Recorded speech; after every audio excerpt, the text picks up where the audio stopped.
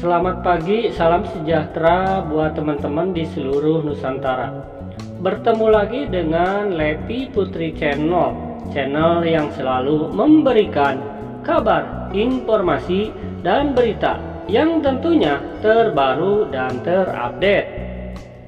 Pada kesempatan kali ini, Lepi Putri Channel akan memberikan informasi yang menyejukkan tenaga honorer dalam seleksi PPPK 2022, di mana jumlah formasi PPPK 2022 tidak mengacu usulan Pemda.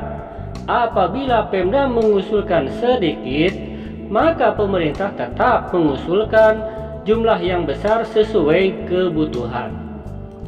Simak terus informasinya ya, tapi jangan lupa klik dulu tombol subscribe-nya agar Lepi Putri channelnya semakin berkembang. Dan sekarang mari kita langsung saja ke fokus berita. Dikutip dari jpnn.com, ini judulnya sangat menggembirakan nih. Jumlah formasi PPPK 2022 tak mengacu usulan Pemda. Guru honorer pasti gembira.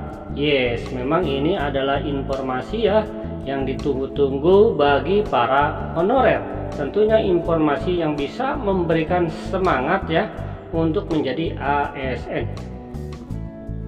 jpnn.com Jakarta, Kementerian Pendayagunaan Aparatur Negara dan Reformasi Birokrasi Kemenpan RB akan memaksimalkan jumlah formasi PPPK 2022.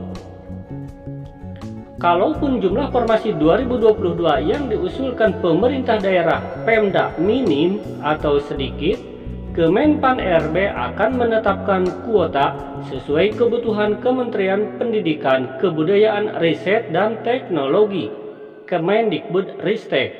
Nah, di sini kita garis bawahi ya. Kalaupun jumlah formasi PPPK 2022 yang diusulkan Pemda minim atau sedikit, tetapi Kemenpan RB akan menetapkan kuotanya ya sesuai dengan kebutuhan Kemendikbudristek. Nah, nanti kita lihat ya contohnya. Deputi SDM Aparatur Kemenpan RB Alek Deni mencontohkan, jika Pemda hanya mengusulkan 10 misalnya, tetapi Kemendikbudristek butuh 100, maka formasi yang ditetapkan 100.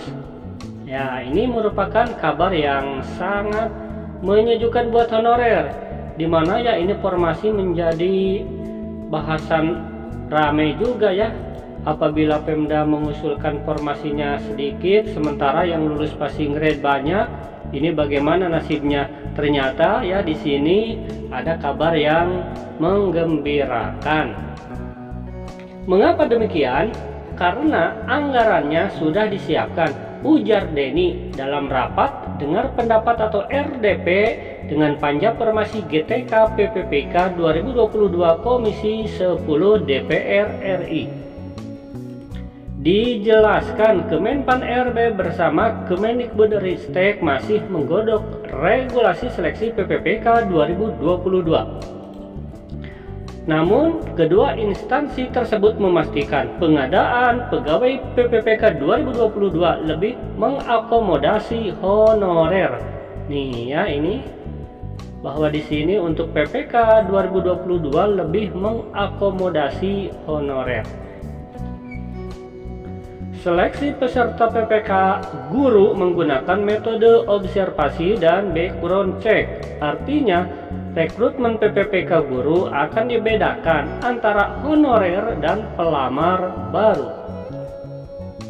Bagi guru yang masa kerjanya di atas 3 tahun yang belum lulus PG dan belum sempat ikut seleksi PPPK 2021 akan diberikan kekhususan. Ini akan diberikan spesial ya atau kekhususan bagi tenaga honorer.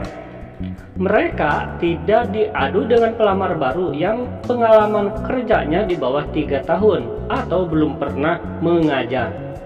Prinsipnya, proses seleksi di antara pelamar baru yang tidak berpengalaman dengan guru honorer termasuk kategori 2 akan dibedakan, ujarnya. Dia menambahkan, terlepas dari kualitas honorer, tetapi pemerintah tidak bisa menutup mata dengan pengabdian mereka yang sudah lama. Bagaimanapun guru honorer telah mengajar anak didiknya hingga lulus dan akhirnya punya kedudukan di birokrasi.